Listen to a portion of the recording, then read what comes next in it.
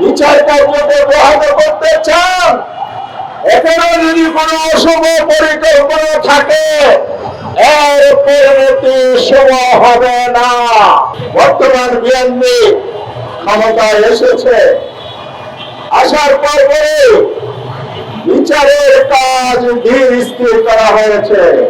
আমাদের শহীদগণ, বঙ্গ আহতের আত্মত্যাগ একটি নতুন বাংলাদেশ উপহার দিয়েছে, যার লক্ষ্য ছিল বাংলাদেশের ন্যায় বিচার সুশাসন প্রতিষ্ঠিত হবে, শাসন ব্যবস্থায় স্বচ্ছতা জবাবদিহিতা নিশ্চিত করা হবে।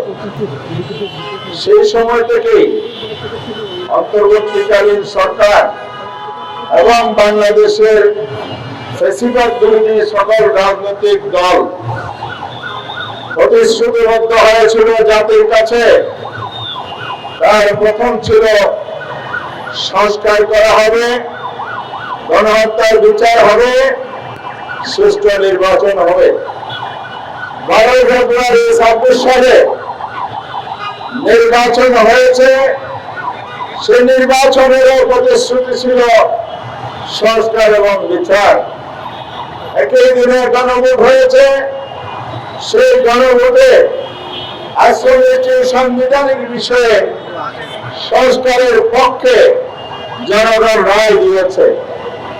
দুর্ভাগ্যজনক হলেও সত্য, আমাদের যে প্রতিষ্ঠিত নির্বাচন, শ্রেষ্ঠ নির্বাচনের কথা বলা হয়েছিল, জাতিকে স্বপ্ন দেখানো হয়েছিল, সেই স্বপ্ন পূরণ হয়নি। ইলেকশন ইঞ্জিনিয়ারিং এর মাধ্যমে বর্তমান বিএনপি ক্ষমতায় এসেছে। আসার পর বিচারের কাজ ধীর স্থির করা হয়েছে।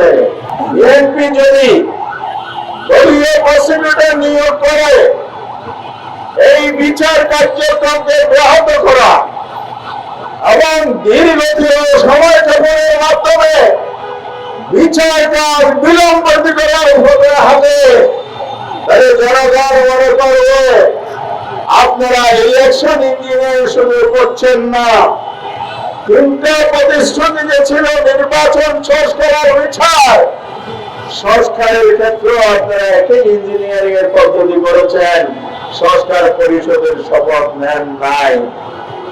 আর যদি দলীয় প্রসিকিউটর দিয়ে বিচার কার্যকে ব্যাহত করতে চান, এখানে যদি কোনো অশুভ পরিকল্পনা থাকে এর পরিণতি শুভ হবে না।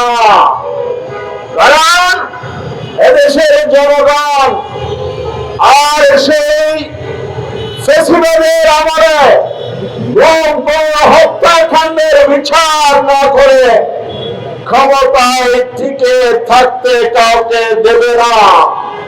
সেই পথে যদি যান, তাহলে আমরা স্পষ্ট বলতে চাই, বর্তমান বিচার প্রক্রিয়ার মধ্যে যারা আছেন, বিশেষ করে দলীয় প্রসিকিউটর বৃন্দকে বলতে চাই, সরে বড় কৌশলে যদি অবস্থা চালান, জনতা আদালতে তাদের বিচার হবে, বিচারের কার্যক্রম আপনাদেরকে বাড়াতে হবে।